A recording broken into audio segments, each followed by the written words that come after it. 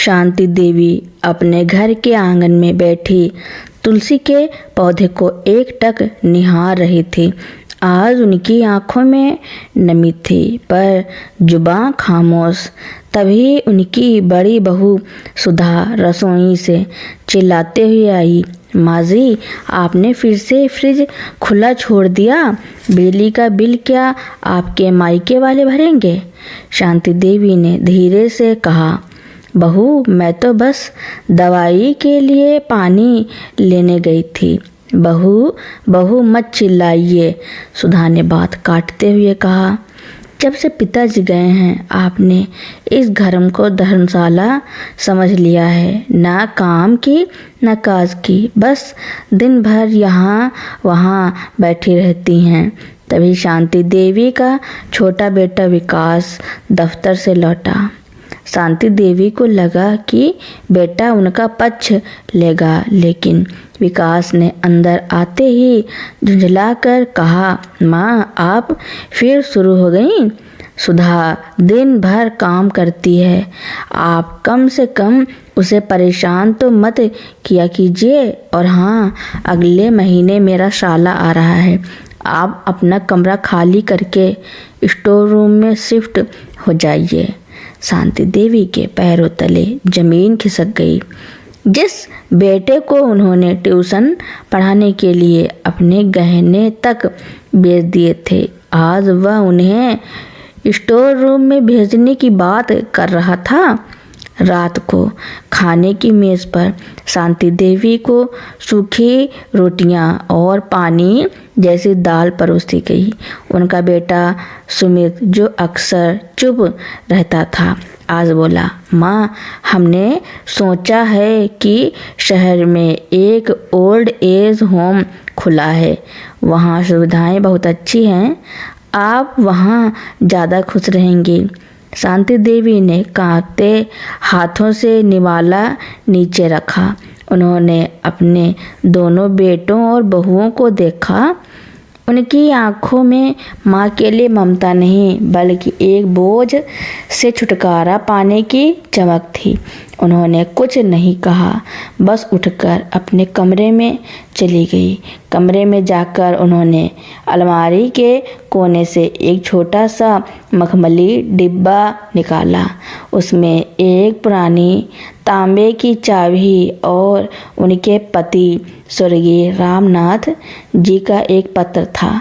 पत्र में लिखा था, शांति, अगर कभी तुम्हें लगे कि मेरा बनाया यह घर तुम्हारे लिए छोटा पड़ गया है, तो इस चाबी को लेकर शहर वाले पुराने पुश्तैनी बैंक के लॉकर नंबर 101 पर जाना। वहाँ तुम्हारा आत्मसम्मान सुरक्षित है।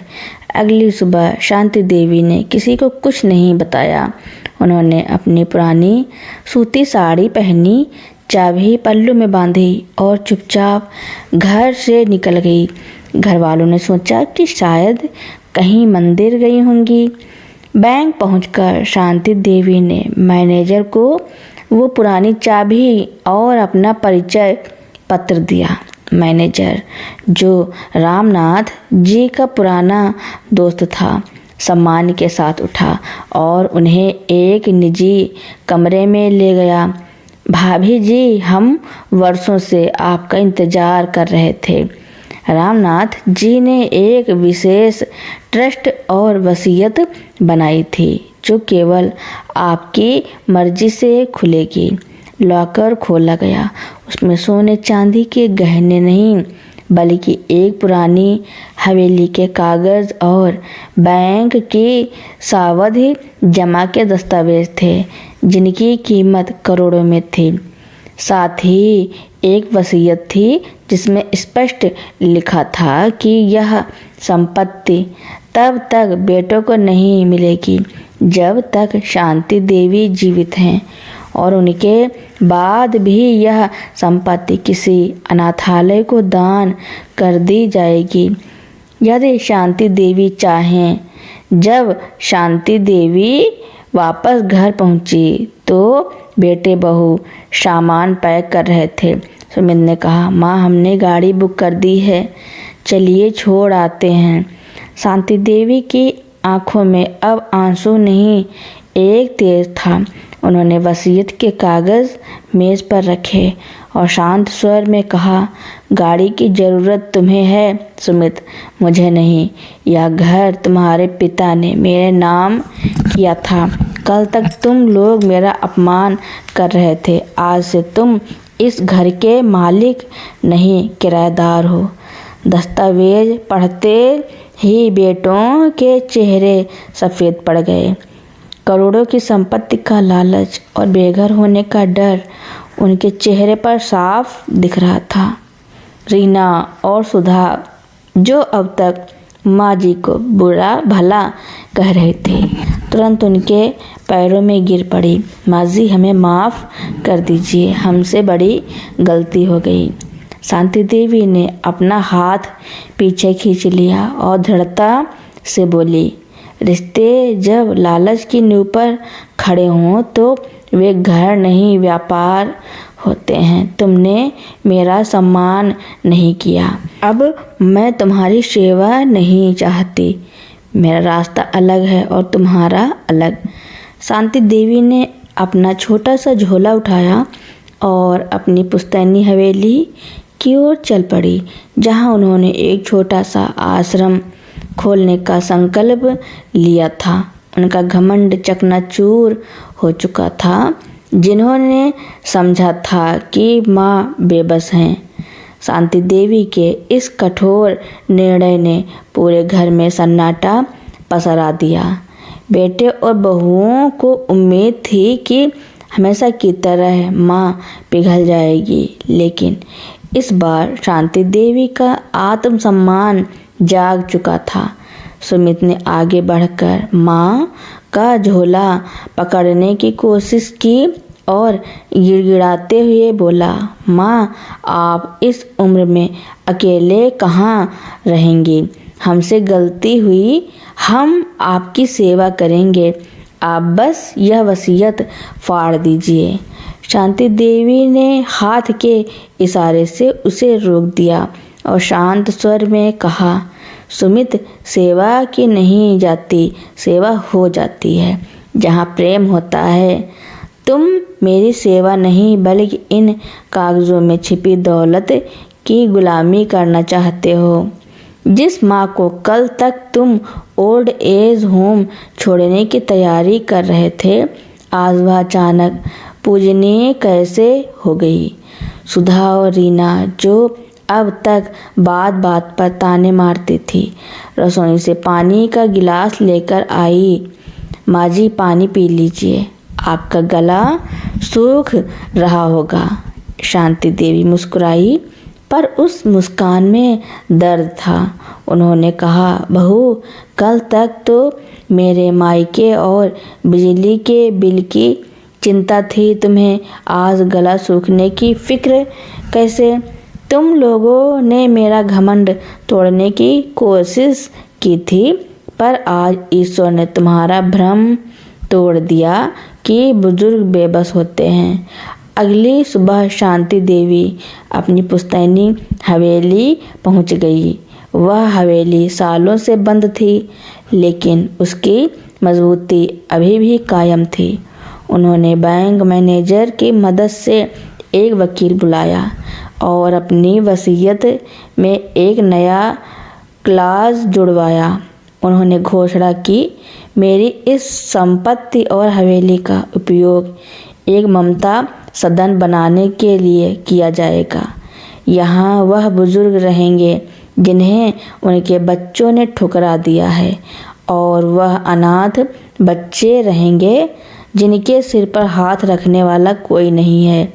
मेरे बेटे यहाँ तभी आ सकेंगे जब वे यहाँ के बुजुर्गों की सेवा बिना किसी स्वार्थ के करेंगे।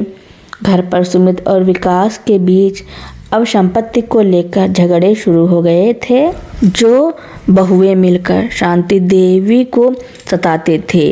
अब वे एक दूसरे को फूटी आंख नहीं सुहाती थी। घर का सुकून पूरी तरह खत्म हो चुका था। उन्हें एहसास हुआ कि जिस माँ को वे बोझ समझते थे, दरअसल वही उस घर की छत थी जिसके जाते ही दीवारें आपस में टकराने लगी थी। एक दिन विकास अपनी माँ के पास हवेली पहुँचा। उसने देखा कि शांति देवी बगीचे में कुछ अनाथ बच्चों के साथ बैठी उन्हें कहानियाँ सुना रही थी। उनके चेहरे पर वह सुकून था जो उसने सालों से नहीं देखा था। विकास ने दूर से ही माँ को देखा पर अंदर जाने की हिम्मत नहीं हुई। उसे याद आया कि कैसे उसने माँ को स्टोर रूम में भेजने की बात कही थी। आज माँ एक विशाल हवेली की मालकिन थी पर उसके लिए उनके पास कोई जगह नहीं थी। शांति देवी ने यह साबित कर दिया कि बुजुर्गों का असली धन पैसा नहीं बल्कि उनका आत्मसम्मान होता है। उन्होंने अपने बेटों को सजा देने के बजाय उन्हें उनके हाल पर छोड़ दिया, जो सबसे बड़ी सजा थी। हवेली के मुख्य द्वार पर एक पत्थर लगवाया गया जिस पर लिखा था, रिश्ते खून से नहीं सम्मान से बनते हैं। शांति देवी की ममता सदन वाली हवेली में अब खुशियों की गूंज रहने लगी थी। वहाँ रहने वाले हर बुजुर्ग और बच्चे के लिए शांति देवी अब सिर्फ एक मालकिन नहीं बल्कि बड़ी माँ बन चुकी थी। लेकिन असली परीक्षा तो अभी बाकी थी। इधर शांति देवी के पुराने घर में हालात बदतर हो गए थे। बैंक ने सुमित और विकास को नोटिस भेज दिया था क्योंकि जिस घर में वे रह रहे थे उसकी मालिक शांति देवी थी और उन्होंने बैंक को स्पष्ट निर्देश दिए थे कि यदि उनके बेटों का व्यवहार ठीक न रहे तो घर खाली करवा लिया जाए।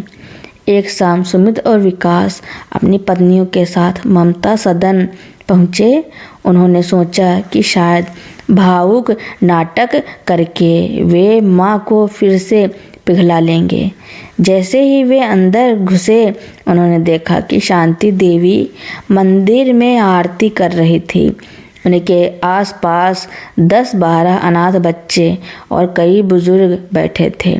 आरती खत्म होते ही सुमित रोने लगा। माँ, हमें माफ़ कर दो, हम सड़क पर आ गए हैं। बैंक हमें घर से निकाल रहा है, हम कहाँ जाएंगे? शांति देवी ने पलटा और उनकी ओर देखा। उनकी आंखों में अब ना गुस्सा था ना ही ममता। वह बिल्कुल स्थिर थी। शांति देवी ने शांत स्वर में कहा, सुमित, उस घर का किराया उतना ही है जितना तुम मुझे ओल्ड एज होम भेजने के लिए खर्च करने वाले थे। अगर तुम किराया दे सकते हो तो रहो, वरना वह घर भी अब ट्रस्ट का हिस्सा है। रीना तंतमा कर बोली, माँ जी, क्या आप अपने ही बेटों को बेघर कर देंगी? लोग क्या कहेंगे? शांति देवी मुस्कुराई। लोग तो तब भी बहुत कुछ कह रहे थे बहू, जब तुम मुझे सड़े हुए फल खिला रही थी। आज इस हवेली में रहने वाले ये बुजुर्ग और बच्चे ही मेरा परिवार हैं। अगर तुम्हें यहाँ रहना है तो यहाँ के नियम मानने होंगे। कैसा नियम? विकास ने घबराकर पूछा। शांति देवी ने एक रजिस्टर उनकी ओर बढ़ाया और कहा, इस हवेली में रहने का किराया पैसा नहीं, श्रम है। सुमित, तुम यहाँ की बागवानी संभालोगे। विकास, तुम बच्चों की पढ़ाई देखोगे और सुधा और रीना, तुम दोनों रसोई में खाना बनाओगी। लेकिन याद रहे, यहाँ खाना सबको एक जैसा मिलेगा, ना कोई खास ना कोई पराया। दोनों बहुओं का घमंड अभी भी पूरी तरह टूटा नहीं था। सुधा बड़बड़ाई, हम यहाँ नौकरों की तरह काम करेंगे, हमसे नहीं होगा। शांति देवी ने दरवाज़ा दिखाया और कहा, तो फिर रास्ता खुला है, बाहर अपनी किस्मत खुद आजमा लो। मेरे पति की मेहनत की कमाई अब सिर्फ उन्हीं पर खर्च होगी जिन्हें उसकी कद्र है। हार मानकर चारों वहीं रुक गए। शुरुआत के कुछ दिन बहुत कठिन थे। जिस सुधा ने कभी शांति देवी को एक गिलास पानी नहीं दिया था, आज उसे 20 लोगों की रोटियां बेलनी पड़ रही थी। सुमित, जो एयर कंडीशनर के बिना नहीं रह पाता था, कड़ी धूप में पौधों को पानी दे रहा था। समय बीतता गया। एक दोपहर शांति देवी ने देखा कि सुमित एक बुजुर्ग बाबा के पैर दबा रहा था और उनकी कहानियाँ सुन रहा था। दूसरी ओर रीना एक छोटी सी अनाथ बच्ची को अपनी गोद में सुलाकर उसे लोरी सुना रही थी। शांति देवी की आंखों में आज पहली बार सुकून के आंसू आए। उन्हें समझ आ गया कि उनके कठोर निर्णय ने उनके बेटों को सिर्फ सजा नहीं दी थी, बल्कि उन्हें इंसान बना दिया था। शाम को प्रार्थना के बाद दोनों बेटे माँ के पास आए। इस बार उनके हाथ में संपत्ति के कागज नहीं थे, बल्कि उनकी आंखों में सच्चा पश्चाताप था। सुमित ने माँ के पैरों में सिर रखा और कहा, माँ, आज हमें समझ आया कि आपने हमें हवेली की मालिकियत क्यों नहीं दी। अगर आप उस दिन हमें माफ़ कर देती तो हम कभी अपनी गलती नहीं समझ पाते। आज हम आपके बेटे बनने के काबिल हुए हैं। शांति देवी ने उन्हें उठाकर गले से लगा लिया। उन्होंने वसीयत तो नहीं बदली, लेकिन अपने दिल के दरवाजे उनके लिए फिर से खोल दिए। शांति देवी के जीवन में अब वह सवेरा आ चुका था जिसका उन्होंने कभी सपना देखा था। परिवार के बीच की कड़वाहट खत्म हो चुकी थी, लेकिन जीवन की एक और बड़ी सीख अभी बाकी थी। शांति देवी के जन्मदिन का अवसर था। बेटों और बहुओं ने सोचा कि वे इस दिन को धूमधाम से मनाएंगे ताकि अपनी पुरानी गलतियों का पूरी तरह प्रायश्चित कर सके। सुमित और विकास ने शहर के बड़े लोगों को निमंत्रण भेजने की योजना बनाई। तभी सुधा ने सुझाव दिया, माँ जी, अब तो सब ठीक हो गया है, क्यों ना हम वह पुरानी वसीयत और ट्रस्ट के कागजात रद्द करवा दें। आखिर समाज में हमारी भी एक इज्जत है। लोग कहेंगे कि करोड़पति बेटों की माँ एक अनाथालय में रहती है। अब आप वापस हमारे साथ उसी पुराने घर में चलिए, हम उसे महल जैसा बना देंगे। शांति देवी के हाथ में माला थी जो अचानक रुक गई। उन्होंने अपनी बहुओं और बेटों की ओर देखा। उनकी आंखों में अभी भी वही पुरानी दिखावे की दुनिया चमक रही थी। शांति देवी ने सबको अपने पास बुलाया और बड़ी विनम्रता से कहा, मेरे बच्चों, आज तुम भी सम्मान का मतलब नहीं समझे। सम्मान महलों में रहने से नहीं बल्कि नियत से मिलता है। तुम चाहते हो कि मैं इस हवेली को छोड़कर वापस उस चार दीवारी में बंद हो जाऊं जहां तुम मुझे फिर से अपनी संपत्ति समझ सको। विकास ने कहा, नहीं माँ, हम तो बस आपकी सुख सुविधा के लिए कह रहे थे। शांति देवी मुस्कुराई और बोली, मेरी सुख सुविधा इन बच्चों की हंसी में है। तुम लोगों को लगता है कि तुमने यहाँ काम करके मुझ पर एहसान किया है, लेकिन सच तो यह है कि इन बुजुर्गों और बच्चों की दुआओं ने तुम्हें इंसान बनाया है। रही बात वसीयत की, तो वह कभी रद्द नहीं होगी। यह सुनते ही रीना के चेहरे का रंग उड़ गया। उसके मन का लालच एक बार फिर जाग उठा था। उसने धीरे से कहा, तो क्या हमें कभी कुछ नहीं मिलेगा? शांति देवी उठी और अलमारी से एक छोटा सा लिफाफा निकाल कर लाई।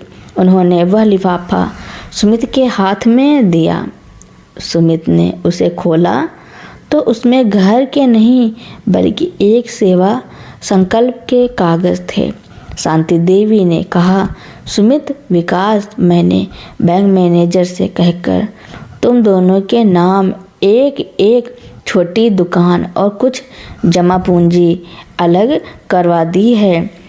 उससे तुम अपना जीवन सम्मान से जी सकते हो, लेकिन यह हवेली और करोड़ों की यह संपत्ति हमेशा ममता सदन ही रहेगी। तुम यहाँ संरक्षक बनकर रह सकते हो, मालिक बनकर नहीं। बेटों ने एक दूसरे की ओर देखा। एक पल के लिए उनके मन में द्वंद्व चला, लेकिन पिछले कुछ महीनों के श्रम ने उनके भीतर के अहंकार को मार दिया था। सुमित ने कागज़ों को माथे से लगाया और कहा, माँ, आपने सही कहा। अगर हमें यह सब मिल जाता तो शायद हम फिर से वही पुराने अहंकारी इंसान बन जाते। हमें वह संपत्ति नहीं चाहिए, हमें बस आपका आशीर्वाद और यहाँ रहने की जगह चाहिए। उस दिन शांति देवी का जन्मदिन किसी आलीशान होटल में नहीं, बल्कि उसी हवेली के आंगन में जमीन पर बैठकर मनाया गया। शहर के बड़े अधिकारियों ने देखा कि करोड़पति घर के बेटे बहू अनाथ बच्चों को अपने हाथों से खाना खिला रहे थे। वर्षों बाद जब शांति देवी इस दुनिया से विदा हुई तो उनके अंतिम संस्कार में पूरा शहर उमड़ पड़ा। लोग चकित थे कि उनके बेटों ने अपनी सारी पुश्तैनी जायदाद ममता सदन के नाम कर दी थी और खुद एक साधारण जीवन जीते हुए उस आश्रम की सेवा में जुट गए थे। शांति देवी की तस्वीर के नीचे एक लाइन लिखी थी, विरासत में धन देना आसान है, लेकिन संस्कार देना ही सच्ची जीत है। शांति देवी ने न केवल अपने बेटों का घमंड चकनाचूर किया, बल्कि उनकी आत्मा को भी शुद्ध कर दिया। तो दोस्तों, मेरी कहानी सुनने के लिए आपका बहुत बहुत धन्यवाद। ऐसी ही कहानियाँ सुनने के लिए मेरे चैनल को लाइक, कमेंट, शेयर, सब्सक्राइब एवं बेल आइकन का बटन दबाना ना भूलना, ताकि मेरी नई नई कहानियाँ आप तक पहले ही पहुँचती रहें।